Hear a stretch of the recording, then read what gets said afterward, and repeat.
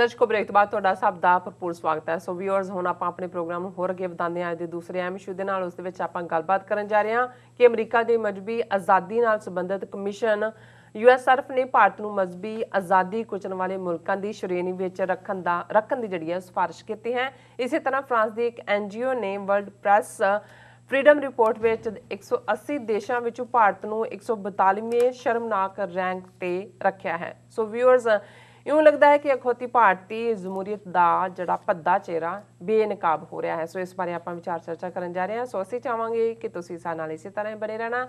ਦੇਖਣ ਸੁਣਨ ਲਿਖਣ ਲਈ ਤੁਹਾਡਾ ਸਭ ਦਾ ਬਹੁਤ ਬਹੁਤ ਸ਼ੁਕਰੀਆ ਜੀ। ਰਾਜ ਸਾਹਿਬ ਕੀ ਕਹਿਣਾ ਚਾਹੋਗੇ ਇਸ ਮੁੱਦੇ ਬਾਰੇ? ਦੇਖੋ, ਡੈਮੋਕ੍ਰੇਸੀ, ਜਮਹੂਰੀਅਤ, ਲੋਕਤੰਤਰ ਇਹ ਬੜੇ ਖੂਬਸੂਰਤ ਲਫ਼ਜ਼ ਨੇ ਅੰਗਰੇਜ਼ੀ ਦੇ ਵਿੱਚ, ਉਰਦੂ ਦੇ ਵਿੱਚ, ਪੰਜਾਬੀ ਦੇ ਵਿੱਚ। ਅੱਛਾ, ਲੇਕਿਨ ਕਿਵੇਂ ਡੈਮੋਕ੍ਰੇਸੀ ਦੇ ਲੇਬਲ ਥੱਲੇ ਜਾਂ ਜਮਹੂਰੀਅਤ ਦੀ ਆੜ ਵਿੱਚ ਅੱਜ 1,350,000,000 ਲੋਕ ਔਰ ਉਹਨਾਂ ਦਾ ਮੁਲਕ ਔਰ ਉਹਨਾਂ ਦਾ ਸਿਸਟਮ ਉਸ ਨਾਜ਼ੀ ਤਰਜ਼ ਦੀ ਹਕੂਮਤ ਬਣ ਚੁੱਕਾ ਹੈ, ਜਿਸ ਨਾਜ਼ੀਵਾਦ ਨੂੰ ਕੰਡੈਮ ਵੀ ਕੀਤਾ ਜਾਂਦਾ ਹੈ। ਇਹ ਰਿਗਰੈਟ ਵੀ ਕੀਤਾ ਜਾਂਦਾ ਹੈ ਕਿ ਵੈਸਟਰਨ ਪਾਵਰਸ ਨੇ ਪਹਿਲਾਂ ਵਾਰਨਿੰਗ ਨੂੰ ਕਿਉਂ ਨਹੀਂ ਹੀਡ ਕੀਤਾ।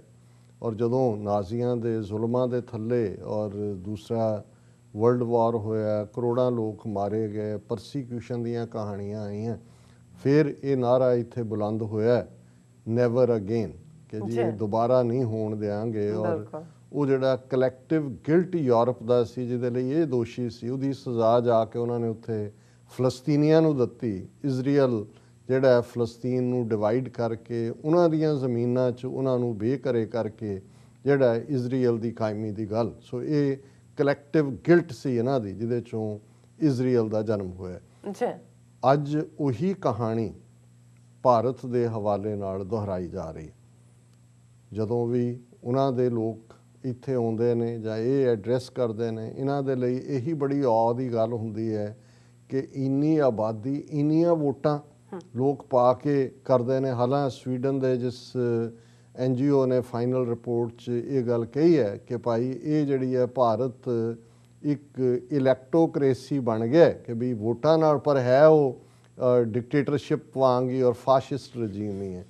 ਹੁਣ ਇਹ ਅਸੀਂ ਲਗਾਤਾਰਤਾ ਨਾਲ ਦੇਖ ਰਹੇ ਹਾਂ ਕਿ ਕਿਵੇਂ ਬਰੂਟ ਮੈਜੋਰਿਟੀ ਦੇ ਸਹਾਰੇ, ਖਾਸ ਤੌਰ 'ਤੇ 2019 ਦੀਆਂ ਚੋਣਾਂ 'ਚ 300 ਤੋਂ ਵੱਧ ਸੀਟਾਂ ਜਦੋਂ ਤੋਂ BJP ਨੂੰ ਮਿਲੀਆਂ, ਉਹਨਾਂ ਨੇ ਕਿਵੇਂ ਜਿਹੜੀ ਆ ਆਈਨੀ ਗੁੰਡਾਗਰਦੀ ਹਰ ਮੁੱਦੇ 'ਤੇ ਕੀਤੀ।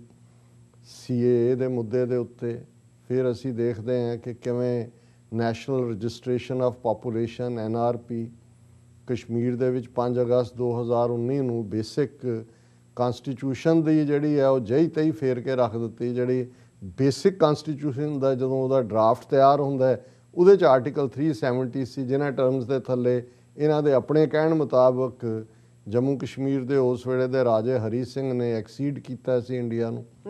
ਹੁਣ ਇਹ ਸਭ ਦੇ ਚਲਦਿਆਂ ਸ਼ਾਹੀਨ ਬਾਗ 'ਚ ਲੱਖਾਂ ਲੋਕ ਮਹੀਨਿਆਂ ਦੇ ਵਿੱਚ ਬੈਠ ਕੇ ਵਿਚਾਰੇ ਗਰੀਬ ਮੁਸਲਮਾਨ ਮਾਤਾਵਾਂ ਵੀ, ਬੱਚੀਆਂ ਵੀ, ਭੈਣਾਂ ਵੀ, ਉਹ COVID-19 ਦਾ ਜਿਉਂ ਹੀ ਸ਼ੋਰ ਹੋਇਆ ਸ਼ੁਰੂ ਔਰ ਇਹਨਾਂ ਨੇ ਕਿਵੇਂ ਉਹਨਾਂ ਨੂੰ ਉਠਾਇਆ। ਇਹੀ ਕਹਾਣੀ ਫਾਰਮਰਸ ਦੇ ਹਵਾਲੇ ਨਾਲ ਅਸੀਂ ਦੇਖ ਰਹੇ ਹਾਂ। ਹੁਣ COVID-19 ਦੇ ਇਸ ਨਵੇਂ ਦੌਰ ਦੇ ਚਲਦੇ ਆ ਆਲਰੇਡੀ ਖਬਰਾਂ ਪਲਾਂਟ ਹੋ ਰਹੀਆਂ ਨੇ ਕਿ ਭਾਈ ਇਹ ਬੜਾ ਵਾਈਡ ਜਿਹੜਾ ਸਪਰੈਡ ਕਰ ਰਹੇ ਨੇ, ਇਹਨਾਂ ਦੇ ਟੈਸਟ ਕੀਤੇ ਜਾਣ। ਔਰ BJP ਦੇ MP ਨੇ ਤਾਂ ਇਹ ਚਾਰਜ ਲਾ ਦਿੱਤਾ ਹੈ ਕਿ ਜੀ ਇਹ ਜਿਹੜੇ ਨੇ ਬਲੌਕ ਕਰ ਰਹੇ ਨੇ, ਦਿੱਲੀ 'ਚ ਲੋਕ ਇਸ ਲਈ ਮਰ ਰਹੇ ਨੇ ਕਿ ਜਿਹੜੇ ਆਕਸੀਜਨ ਸਿਲੰਡਰ ਲੈ ਕੇ ਆਉਣ ਵਾਲੇ ਟਰੱਕ ਔਰ ਦੂਜੇ ਨੇ ਉਹ ਬਲੌਕ ਕਰ ਦਿੱਤੇ ਆ ਉਹਨਾਂ ਨੇ। ਹੁਣ ਜ਼ਾਹਰ ਹੈ ਕਿ ਇਹੋ ਜਿਹਾ ਹੀ ਬਹਾਨਾ ਸ਼ਾਹੀਨ ਬਾਗ ਦੇ ਪ੍ਰੋਟੈਸਟ ਨੂੰ ਜਿਹੜਾ CAA ਦੇ ਖਿਲਾਫ ਸੀ, ਖਿੰਡਾਣ ਦੇ ਲਈ ਇਹਨਾਂ ਨੇ ਕੀਤਾ ਸੀ। ਔਰ ਇਹ ਬਰਾਬਰ ਚੱਲ ਰਿਹਾ। ਔਰ ਇਸ ਪੀਰੀਅਡ ਦੇ ਵਿੱਚ 2019 ਤੋਂ 2021 ਤੱਕ ਅਸੀਂ ਦੇਖੀਏ ਕਿੰਨੀਆਂ ਸਟੇਟਾਂ ਨੇ ਲਵ ਜਿਹਾਦ ਦੇ ਨਾਂ ਥੱਲੇ ਕਾਨੂੰਨ, ਜਿਨ੍ਹਾਂ UP, ਮੱਧ ਪ੍ਰਦੇਸ਼, ਰਾਜਸਥਾਨ ਨਹੀਂ ਹੈ, ਔਰ ਮੱਧ ਪ੍ਰਦੇਸ਼ ਔਰ ਹਿਮਾਚਲ ਔਰ ਹਰਿਆਣਾ, ਇਹ BJP ਰੂਲਡ ਸਾਰੀਆਂ ਸਟੇਟਾਂ ਨੇ। ਔਰ ਇਸ ਕਦਰ ਕਿ ਭਾਈ ਇਹ ਜਿਹੜੀਆਂ ਨੇ ਮੈਰਿਜਸ ਵੀ ਜਿਹੜੀਆਂ ਵਨਸ ਇਨ ਏ ਵਾਈਲ ਹੁੰਦੀਆਂ ਨੇ, ਇੰਟਰ ਰਿਲੀਜਨ ਵੀ ਹੁੰਦੀਆਂ, ਇੰਟਰ ਰੇਸ ਵੀ ਹੁੰਦੀਆਂ, ਇੱਥੇ ਵੀ ਹੁੰਦੀਆਂ, ਪਰ ਉਹਨੂੰ ਹਰ ਇੱਕ ਨੂੰ ਮੁਸਲਮਾਨਾਂ ਦੇ ਖਾਤੇ 'ਚ ਪਾ ਕੇ ਉਹਨੂੰ ਲਵ ਜਿਹਾਦ ਦੇ ਖਾਤੇ 'ਚ ਪਾਉਣਾ। ਫਿਰ ਜਿਹੜੇ ਕਾਊ ਵਿਜੀਲੈਂਟੇ, ਜਿਹੜੇ ਇਹਨਾਂ ਦੇ ਗੁੰਡੇ ਗਊ ਮਾਤਾ ਦੇ ਭਗਤ ਬਣੇ ਹੋਏ ਨੇ, ਉਹ ਮਾਰਨ ਦੇ ਲਈ, ਲੁੱਟਣ ਦੇ ਲਈ, ਔਰ ਕਿਵੇਂ ਇਹਨਾਂ ਨੇ ਜਿਹੜੀ ਉਹਨਾਂ ਦੀ ਲਾਈਵਲੀਹੁੱਡ ਸੀ, ਬ੍ਰੈਡ ਬਟਰ ਸੀ, ਜਿਨ੍ਹਾਂ 'ਚੋਂ ਮੁਸਲਮਾਨਾਂ ਦਾ, ਔਰ ਖ਼ਾਸ ਤੌਰ 'ਤੇ ਜਿਹੜੇ ਵਿਚਾਰੇ ਅਦਰਵਾਈਜ਼ ਵੀ ਬੱਕਰੇ ਦਾ ਜਾਂ ਦੂਜਾ ਜਿਹੜਾ ਵੀ ਗੋਸ਼ਤ ਜਿਹੜੇ ਨੇ ਉਹ ਫਰੋਖਤ ਕਰਦੇ ਸੀ, ਉਹ ਆਲਮੋਸਟ ਯੂਪੀ ਦੇ ਵਿੱਚ ਬੰਦ ਕਰਵਾ ਦਿੱਤਾ ਗਿਆ। ਹਰ ਥਾਂ ਇਹ ਕਹਿ ਕੇ ਜੀ ਬੀਫ ਬੀਫ ਬੀਫ। ਹੁਣ ਇਸ ਸਭ ਦੇ ਚੱਲਦੇ ਆ ਅਸੀਂ ਸਮਝਦੇ ਹਾਂ, ਬੇਸ਼ੱਕ ਸਾਡਾ ਇੱਕ ਤਬਕਾ, ਕਈ ਵਾਰ ਅਸੀਂ ਵੀ ਇਹ ਗੱਲ ਕਹਿ ਦਿੰਦੇ ਹਾਂ ਕਿ ਇਹ ਜਿਹੜੀਆਂ ਰਿਪੋਰਟਸ ਨੇ ਜਾਂ ਜਦੋਂ ਦੁਨੀਆ ਦੇ ਵਿੱਚ ਹਿਊਮਨ ਰਾਈਟਸ ਆਰਗੇਨਾਈਜੇਸ਼ਨਸ ਗੱਲ ਕਰਦੀਆਂ, in the end of the day deal ਤਾਂ ਇਹਨਾਂ ਮੁਲਕਾਂ ਨੇ ਅਲਟੀਮੇਟਲੀ ਡਾਲਰ ਦੇ ਹਵਾਲੇ ਨਾਲ ਹੀ ਕਰਨੀ ਹੈ ਕਿ ਭਾਈ ਇਹਨਾਂ ਨੂੰ ਕੀ ਫਾਇਦਾ ਹੈ, ਇਹਨਾਂ ਦਾ ਵਪਾਰਕ ਮਫਾਦ ਕੀ ਹੈ, ਔਰ ਬਾਕੀ ਪੱਖੋਂ ਉਹਨਾਂ ਨੇ ਅੱਖਾਂ ਬੰਦ ਕਰਨੀਆਂ। ਔਰ ਇਹਦੇ ਵਿੱਚ ਕੋਈ ਦੋ ਰਾਵਾਂ ਨਹੀਂ ਨੇ ਕਿ ਇਸ ਪੀਰੀਅਡ 'ਚ, ਕਿਉਂਕਿ 2019 ਤੋਂ 2021 ਤੱਕ ਪਹੁੰਚਦੇ ਹਾਂ, ਸ਼ੁਰੂਆਤੀ ਦੌਰ ਤੱਕ ਤਾਂ ਇਹ ਟਰੰਪ ਦਾ ਹੀ ਸਾਥ ਸੀ ਪੂਰਾ। ਔਰ ਇਹੀ ਕਾਰਨ ਹੈ ਕਿ ਟਰੰਪ ਨੇ ਜੋ ਕੁਝ ਵੀ ਮੋਦੀ ਸਰਕਾਰ ਨੇ ਕੀਤਾ ਉਹਨੂੰ ਅੱਖੋਂ ਪਰੋਖੇ ਵੀ ਕੀਤਾ, ਉਹਨਾਂ ਦੀ ਪਿੱਠ ਵੀ ਥਾਪੜੀ। ਔਰ ਇਹੀ ਕਾਰਨ ਸੀ ਕਿ ਕਸ਼ਮੀਰ ਦਾ ਇੱਕ ਪਾਸੇ ਟਰੰਪ ਜਿਹੜਾ ਉਹ ਲਾਰਾ ਲਾ ਰਿਹਾ ਇਮਰਾਨ ਖਾਨ ਹੋਰਾਂ ਨੂੰ ਕਿ ਜੀ ਮੈਂ ਵਿਚੋਲਗੀ ਕਰ ਦਿੰਦਾ ਕਸ਼ਮੀਰ ਦੇ ਮਾਮਲੇ 'ਚ, ਦੂਸਰੇ ਪਾਸੇ ਉਹ ਮੋਦੀ ਕਸ਼ਮੀਰ ਦੇ ਸੂਬੇ ਦਾ ਵਜੂਦ ਹੀ ਮਿਟਾ ਰਿਹਾ। ਫਿਰ ਟਰੰਪ ਦਿੱਲੀ 'ਚ ਹੈ, ਜਦੋਂ ਕਿ ਦਿੱਲੀ 'ਚ ਮੁਸਲਮਾਨਾਂ ਦੇ ਖਿਲਾਫ ਵਾਇਲੈਂਸ ਹੋ ਰਹੀ ਹੈ, ਔਰ ਕਰੋਨਾ ਜਿਹਾਦ ਦੀ ਗੱਲ ਉਸ ਤੋਂ ਬਾਅਦ ਉਹਨੂੰ ਹੀ ਆਧਾਰ ਬਣਾ ਕੇ ਵਾਇਲੈਂਸ ਦਾ ਜਿਹੜਾ ਪਾਰਟ ਸ਼ੁਰੂ ਕੀਤਾ ਜਾਂਦਾ, ਔਰ ਮੂੰਹ 'ਚ ਘੁੰਗਣੀਆਂ ਪਾਈਆਂ ਹੋਈਆਂ। ਪਰ ਘੱਟੋ ਘੱਟ ਅਸੀਂ ਇਹ ਦੇਖਦੇ ਹਾਂ ਕਿ ਜਿਹੜੀਆਂ ਅਮਰੀਕਾ ਦੀਆਂ ਕੁਛ ਇੰਸਟੀਟਿਊਸ਼ਨਸ ਜਿਹੜੀਆਂ ਇੰਡੀਪੈਂਡੈਂਟਲੀ ਕੰਮ ਕਰਦੀਆਂ ਨੇ, ਉਹਨਾਂ ਦੀ ਅੱਗੇ ਸੁਣੀ ਜਾਏ ਜਾਂ ਨਾ ਸੁਣੀ ਜਾਏ, ਲੇਕਿਨ ਉਹ ਆਪਣਾ ਕੰਮ ਜ਼ਰੂਰ ਕਰਦੇ ਨੇ। ਹੁਣ US commission on international religious freedom ਜਿਹੜਾ US ਕਾਂਗਰਸ ਦੇ ਇੱਕ ਐਕਟ ਨਾਲ 1997 'ਚ ਹੋਂਦ 'ਚ ਆਇਆ, ਇਹ ਉਹ ਕਮਿਸ਼ਨ ਹੈ। ਅਸੀਂ ਵਾਸ਼ਿੰਗਟਨ ਹੁੰਦਿਆਂ ਵੀ, ਇੱਥੋਂ ਵੀ ਨਿਊਯਾਰਕ ਤੋਂ 2-3 ਵਾਰ ਜਾ ਕੇ ਉਹਨਾਂ ਦੇ ਕਮਿਸ਼ਨ ਦੇ ਨਾਲ ਮੁਲਾਕਾਤਾਂ ਵੀ ਕਰਦੇ ਹਾਂ, ਉਹਨਾਂ ਨੂੰ ਰਿਪੋਰਟਸ ਵੀ ਭੇਜਦੇ ਹਾਂ ਕਿ ਇੰਡੀਆ ਕੀ ਕਰਦਾ ਹੈ, ਸਿੱਖਾਂ ਨਾਲ ਕੀ ਹੁੰਦਾ ਹੈ, ਕਸ਼ਮੀਰੀਆਂ ਨਾਲ ਕੀ ਹੋ ਰਿਹਾ ਹੈ, ਈਸਾਈਆਂ ਨਾਲ, ਦਲਿਤਾਂ ਨਾਲ। ਈਸਾਈਆਂ ਦਾ ਤਾਂ ਆਪਣਾ ਨੈਟਵਰਕ ਹੈ, ਉਹਨਾਂ ਦੇ ਚਰਚਿਜ਼ ਰਾਹੀਂ ਇਹਨਾਂ ਤੱਕ ਰਿਪੋਰਟਾਂ ਪਹੁੰਚਦੀਆਂ ਨੇ, ਔਰ ਇਹ ਆਪਣੇ ਐਨੂਅਲ ਰਿਪੋਰਟ ਵੀ ਕੱਢਦੇ ਨੇ। ਔਰ ਇਹਦੇ 'ਚ ਵੀ ਕੋਈ ਦੋ ਰਾਵਾਂ ਨਹੀਂ ਹੈ ਕਿ ਪਿਛਲੇ ਕਈ ਸਾਲਾਂ ਤੋਂ ਹੀ USCIRF ਇਹਦਾ ਛੋਟਾ ਨਾਂ ਹੈ, ਕੰਪਲੀਟ ਨੇਮ ਇਹ ਐਬਰੀਵੇਸ਼ਨ ਹੈ USCIRF, ਮੈਂ ਇਹੀ ਇਸਤੇਮਾਲ ਕਰਾਂਗਾ, otherwise United States commission on international religious freedom. ਇਸ ਕਮਿਸ਼ਨ ਦੇ 10 ਡਾਇਰੈਕਟਰ ਨੇ। ਇਹ ਇਕੱਲੀ ਹਿਊਮਨ ਰਾਈਟ ਆਰਗੇਨਾਈਜੇਸ਼ਨ ਨਹੀਂ ਹੈ ਜਿਵੇਂ ਐਮਨੈਸਟੀ ਇੰਟਰਨੈਸ਼ਨਲ ਜਾਂ ਹਿਊਮਨ ਰਾਈਟਸ ਵਾਚ ਜਾਂ ਡਾਕਟਰਸ ਵਿਦਆਊਟ ਬਾਰਡਰਸ ਔਰ ਦੂਸਰੇ ਜਿਹੜੀਆਂ ਨੇ, ਇਹ ਸੈਮਾਈ ਗਵਰਨਮੈਂਟ ਹੈ, ਕਾਂਗਰਸ ਦੇ ਐਕਟ ਨਾਲ ਬਣਿਆ, ਔਰ ਇਹ ਆਪਣੀ ਰਿਕਮੈਂਡੇਸ਼ਨ ਸਟੇਟ ਡਿਪਾਰਟਮੈਂਟ ਨੂੰ ਕਰਦਾ ਹੈ ਕਿ ਭਾਈ ਇੱਥੇ ਆਹ ਜ਼ਿਆਦਤੀਆਂ ਹੋ ਰਹੀਆਂ, ਇਹਨਾਂ ਦੇ ਉੱਤੇ ਇਕਨੋਮਿਕਲ ਸੈਂਕਸ਼ਨਸ ਲਾਓ ਜਾਂ ਹੋਰ ਰਿਕਮੈਂਡੇਸ਼ਨਸ ਹੁੰਦੀਆਂ। ਹੁਣ ਜੋ ਇਹ ਸੈਕੰਡ ਟਰਮ ਤੋਂ ਬਾਅਦ ਮੋਦੀ ਦੇ ਖੁੱਲ੍ਹ ਕੇ ਉਹਨਾਂ ਦਾ ਜਿਹੜਾ ਉਹ ਜ਼ਾਲਮਾਨਾ, ਫਾਸ਼ੀਆਨਾ, ਹਿੰਦੂਆਨਾ ਜੋ ਬਿਹੇਵੀਅਰ ਹੈ, ਪਿਛਲੇ ਸਾਲ ਵੀ ਜਦੋਂ USCIRF ਨੇ ਆਪਣੀ ਰਿਪੋਰਟ ਕੱਢੀ, ਉਹਦੇ 'ਚ ਉਹਨਾਂ ਨੇ ਇਹਨਾਂ 'ਚ ਜਦੋਂ ਇਹ ਰਿਪੋਰਟ ਕੱਢਦੇ ਨੇ ਰਿਲੀਜੀਅਸ ਫਰੀडम ਦੇ ਹਵਾਲੇ ਨਾਲ ਕਿ ਦੁਨੀਆ 'ਚ ਕਿੱਥੇ ਕੀ ਹੈ, ਹਰ ਮੁਲਕ ਦੇ ਉੱਤੇ ਉਹਨਾਂ ਨੇ ਫੋਕਸ ਰੱਖਿਆ ਹੁੰਦਾ। ਅਸੀਂ ਫੋਕਸ ਇੰਡੀਆ ਦੇ ਹਵਾਲੇ ਨਾਲ ਕਰ ਰਹੇ ਹਾਂ ਕਿ ਉਹਨੂੰ ਜਿਹੜੀ ਸਭ ਤੋਂ ਖਤਰਨਾਕ ਕੈਟਾਗਰੀ ਹੁੰਦੀ ਹੈ ਉਹ ਹੁੰਦੀ ਹੈ ਕੰਟਰੀ ਆਫ ਪਰਟੀਕੂਲਰ ਕੰਸਰਨ, ਫਿਰ ਉਹਨੂੰ ਰੈੱਡ ਲਿਸਟ ਹੁੰਦਾ ਹੈ, ਫਿਰ ਵਾਚ ਲਿਸਟ ਹੈ, ਇਵੇਂ। ਸੋ ਪਿਛਲੇ ਸਾਲ ਵੀ ਜਿਹੜੀ 2019 ਦੀ ਰਿਪੋਰਟ 'ਤੇ ਬੇਸ 2020 'ਚ ਰਿਪੋਰਟ USCIRF ਨੇ ਦਿੱਤੀ, ਉਹਨਾਂ ਨੇ ਸਟੇਟ ਡਿਪਾਰਟਮੈਂਟ ਨੂੰ ਇਹ ਰਿਕਮੈਂਡ ਕੀਤਾ ਸੀ ਕਿ ਇੰਡੀਆ ਨੂੰ ਕੰਟਰੀ ਆਫ ਪਰਟੀਕੂਲਰ ਕੰਸਰਨ 'ਚ ਰੱਖਿਆ ਜਾਏ।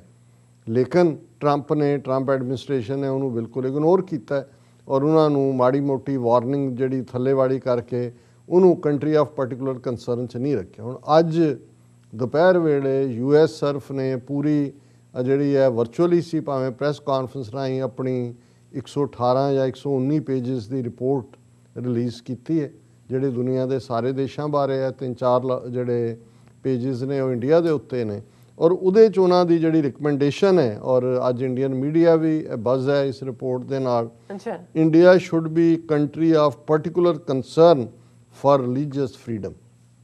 ਇਸ ਵਾਰ ਲਗਾਤਾਰਤਾ ਨਾਲ ਦੂਸਰੇ ਵਰ੍ਹੇ 'ਚ ਉਹਨਾਂ ਨੇ ਇਹ ਕਿਹਾ ਕਿ ਵੀ ਇੰਡੀਆ ਨੂੰ ਉੱਥੇ ਇੰਨੀਆਂ ਵਰਸਟ ਵਾਇਲੇਸ਼ਨਸ ਹੋ ਰਹੀਆਂ ਨੇ ਰਿਲੀਜੀਅਸ ਫਰੀडम ਦੀਆਂ ਕਿ ਇਹਨੂੰ ਕੰਟਰੀ ਆਫ ਪਾਰਟਿਕੂਲਰ ਕੰਸਰਨ 'ਚ ਰੱਖਿਆ ਜਾਏ। ਔਰ ਇਸ ਗੱਲ ਦਾ ਧਿਆਨ ਰਹੇ ਕਿ ਪਿਛਲੇ ਵਰੇ ਜਦੋਂ ਉਹਨਾਂ ਨੇ ਇਸ ਸਾਰੇ ਮੁੱਦੇ ਨੂੰ ਲਿਆ ਸੀ ਤੇ ਇੰਡੀਆ ਨਾਲ ਰਿਲੇਟਡ ਕਾਫੀ ਡੀਟੇਲਡ ਰਿਪੋਰਟ ਡਾਕਟਰ ਇਕਤਦਾਰ ਕਰਾਮਤ ਚੀਮਾ ਜਿਹੜੇ ਯੂਕੇ ਬੇਸਡ ਨੇ, ਵੱਡੇ ਸਕਾਲਰ ਨੇ, ਸਿੱਖਾਂ ਨੂੰ ਪਿਆਰ ਕਰਦੇ ਨੇ, ਉਹਨਾਂ ਨੇ ਉਸ ਰਿਪੋਰਟ ਦੇ ਉਸ ਚੈਪਟਰ ਨੂੰ ਲਿਖਿਆ ਸੀ।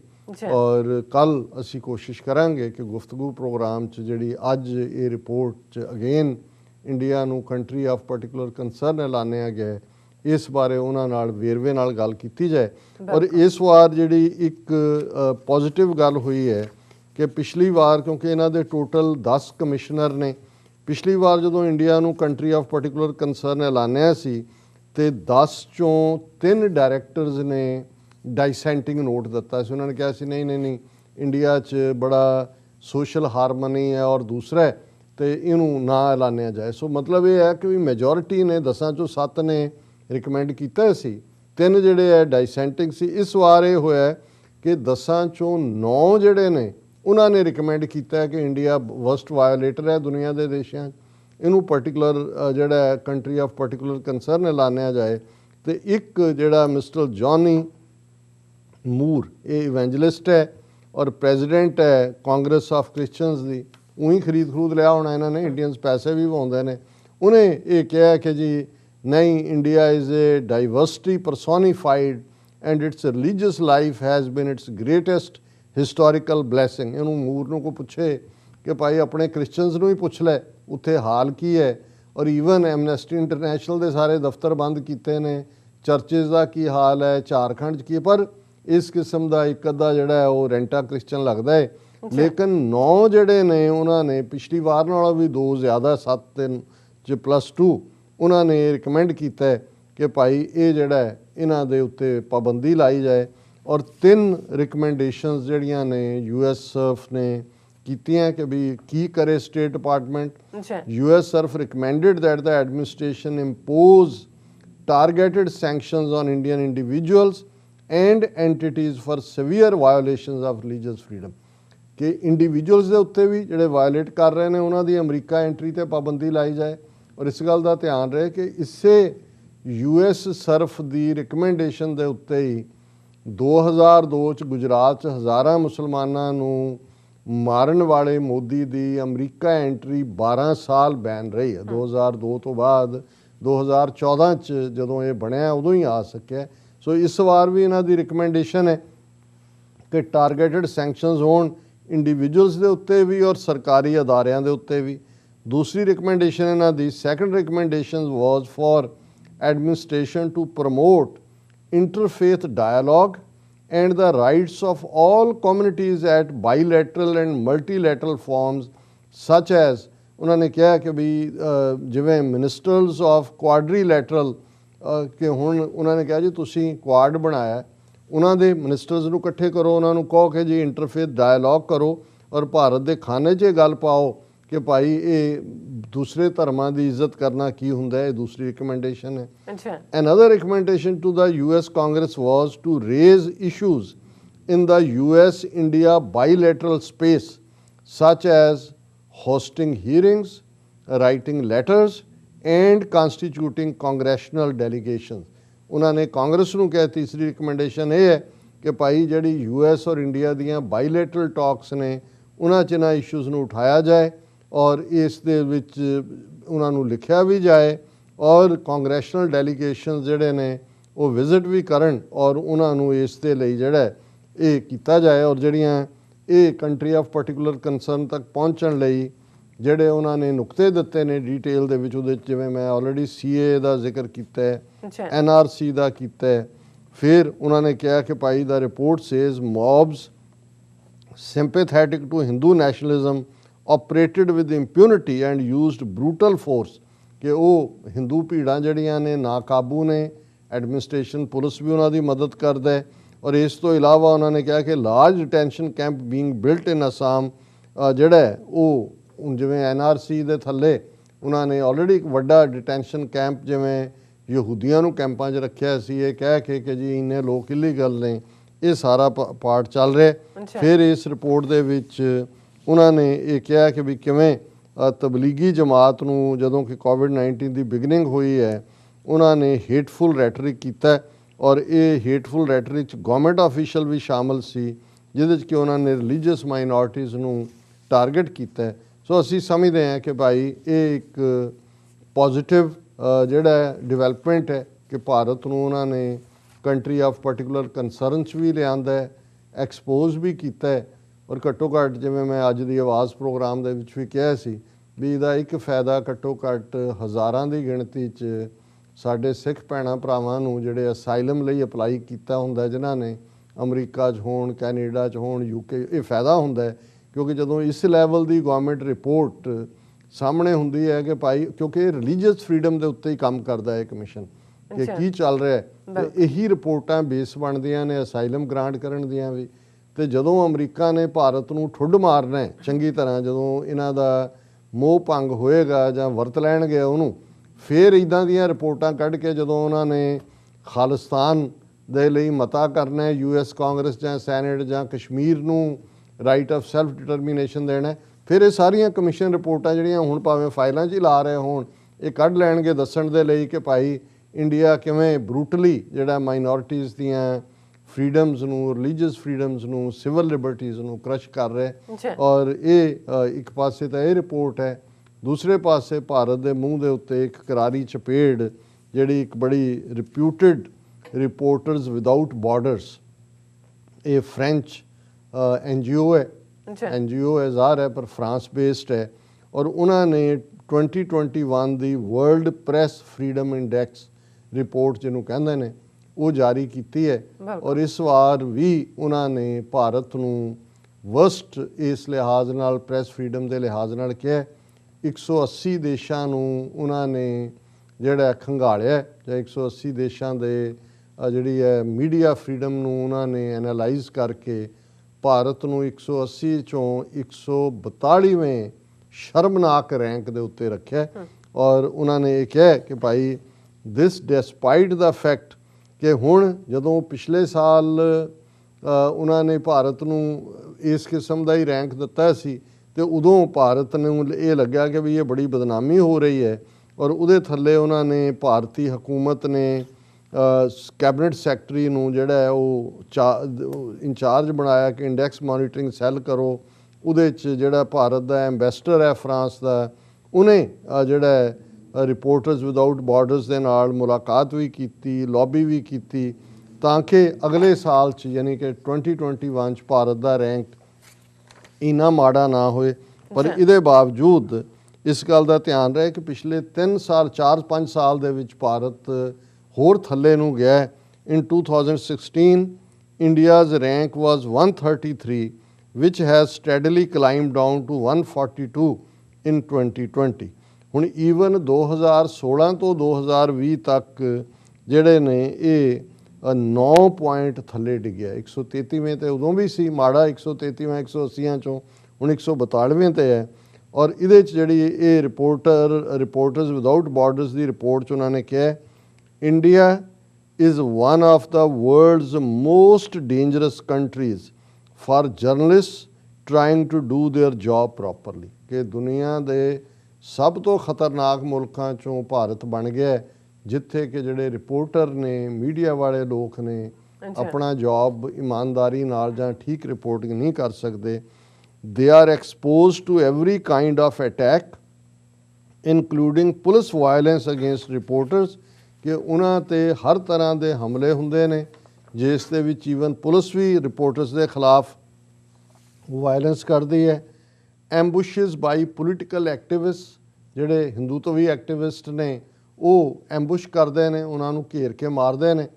ਐਂਡ ਰਿਪਰਾਈਜ਼ਲਸ ਇੰਸਟੀਗੇਟਡ ਬਾਈ ਕ੍ਰਿਮੀਨਲ ਗਰੁੱਪਸ ਔਰ ਕਰਪਟ ਲੋਕਲ ਆਫੀਸ਼ੀਅਲਸ ਕਿ ਜੇ ਰਿਪੋਰਟਰ ਕ੍ਰਿਮੀਨੈਲਿਟੀ ਕਿਸੇ ਗਰੁੱਪ ਦੀ ਐਕਸਪੋਜ਼ ਕਰਦੀ ਹੈ ਤਾਂ ਉਹ ਕ੍ਰਿਮੀਨਲ ਗਰੁੱਪ ਵੀ ਟਾਰਗੇਟ ਕਰਦੇ ਨੇ ਔਰ ਜਿਹੜੇ ਲੋਕਲ ਆਫੀਸ਼ੀਅਲ ਕਰਪਟ ਨੇ ਉਹ ਵੀ ਇਸ ਸਾਰੇ ਦੇ ਵਿੱਚ ਸ਼ਾਮਲ ਹੁੰਦੇ ਨੇ।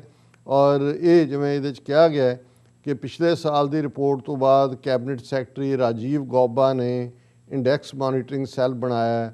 18 ਮਿਨਿਸਟਰੀਜ਼ ਦੀ ਜਿਹੜੇ ਨੇ ਨੁਮਾਇੰਦੇ ਉਹਦੇ 'ਚ ਲਏ ਔਰ ਉਹਨਾਂ ਨੇ ਮੀਟਿੰਗ ਵੀ ਕੀਤੀ ਫਰਾਂਸ ਦੇ ਐਂਬੈਸਡਰ ਨਾਲ ਔਰ ਇਹ ਇਹਨਾਂ ਦੇ ਆਰਗੇਨਾਈਜੇਸ਼ਨ ਜਿਹੜੀ ਹੈ ਖਾਸ ਤੌਰ ਤੇ ਰਿਪੋਰਟਰਸ ਵਿਦਆਊਟ ਬਾਰਡਰਸ ਨਾਲ। ਪਰ ਇਸ ਸਭ ਦੇ ਬਾਵਜੂਦ ਜਿਹੜਾ ਉਹਨਾਂ ਨੇ ਇਹ ਗੱਲ ਕਹੀ ਹੈ ਕਿ ਭਾਈ ਭਾਰਤ ਦਾ ਹਾਲ ਬਹੁਤ ਮਾੜਾ ਹੈ। ਔਰ ਹੁਣ ਤੁਸੀਂ ਇਹ ਦੇਖੋ ਕਿ ਭਾਰਤ ਦੀ ਇਹਦੇ ਤੇ ਐਕਸਪਲੇਨੇਸ਼ਨ ਕੀ ਆਈ ਹੈ।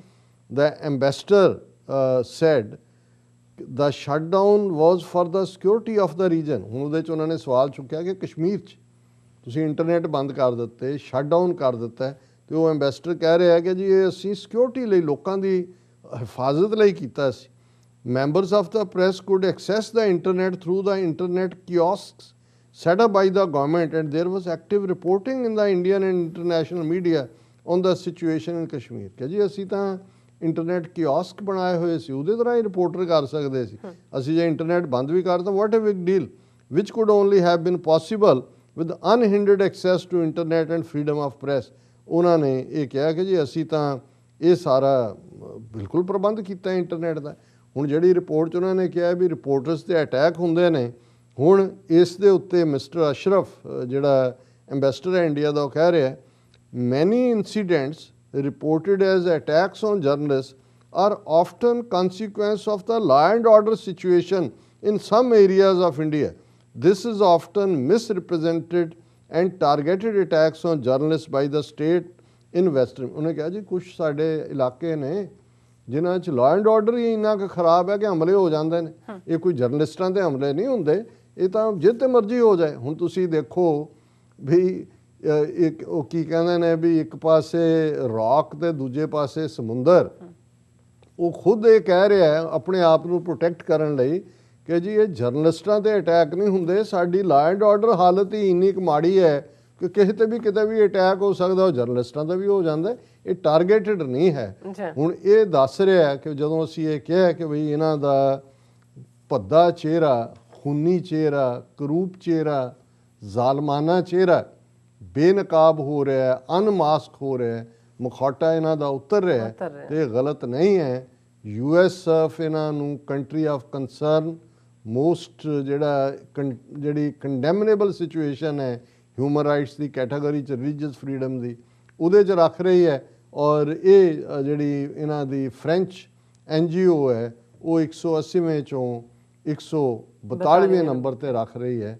ਸੱਚਮੁੱਚ ਹੀ ਭਾਰਤ ਵਿਸ਼ਵ ਗੁਰੂ ਹੈ, ਔਰ ਇਹੀ ਵਿਸ਼ਵ ਗੁਰੂ ਦੀਆਂ ਜਿਹੜੀਆਂ ਨੇ ਅਲਾਮਤਾਂ ਨੇ ਜਿਹੜੀਆਂ ਭਾਰਤ ਸਾਬਤ ਕਰ ਰਿਹਾ ਹੈ ਕਿ ਇਹੋ ਜਿਹੀਆਂ ਅਲਾਮਤਾਂ ਵਾਲਾ ਦੁਨੀਆ 'ਚ ਹੋਰ ਕੋਈ ਆਪਣੇ ਆਪ ਨੂੰ ਜਮਹੂਰੀ ਕਹਾਣ ਵਾਲਾ ਮੁਲਕ ਨਹੀਂ ਹੈ। ਵਰਸਟ ਡਿਕਟੇਟਰਸ਼ਿਪਸ ਵੀ ਹੋਣਗੀਆਂ, ਆਟੋਕਰੈਟ ਵੀ ਹੋਣਗੇ, ਰਸ਼ੀਅਨ ਔਰ ਦੂਸਰੇ ਰਜੀਮ ਵੀ ਨੇ, ਪਰ ਡੈਮੋਕ੍ਰੇਸੀ ਦੇ ਨਾਂ ਥੱਲੇ ਇਸ ਕਿਸਮ ਦਾ ਜ਼ਾਲਮਾਨਾ ਸਾਮਰਾਜ ਦੁਨੀਆ ਦੇ ਵਿੱਚ ਇੱਕੋ ਇੱਕ ਹੈ। ਔਰ ਅਸੀਂ ਵੀ ਭਾਰਤ ਨੂੰ ਵਿਸ਼ਵ ਗੁਰੂ ਬਣਨ ਤੇ ਬਹੁਤ ਬਹੁਤ ਵਧਾਈਆਂ ਦਿੰਦੇ ਹਾਂ। ਜੀ ਡਾਕਟਰ ਸਾਹਿਬ ਤੁਹਾਡਾ ਬਹੁਤ ਬਹੁਤ ਸ਼ੁਕਰੀਆ। ਸੋ ਇੱਥੇ ਲੈਣੇ ਬ੍ਰੇਕ। ਵਿਊਅਰਸ ਤੁਸੀਂ ਸਾਡੇ ਨਾਲ ਇਸੇ ਤਰ੍ਹਾਂ ਬਣੇ ਰਹਿਣਾ। ਮਿਲਦੇ ਹਾਂ ਛੋਟੇ ਜਿਹੇ ਬ੍ਰੇਕ ਤੋਂ ਬਾਅਦ।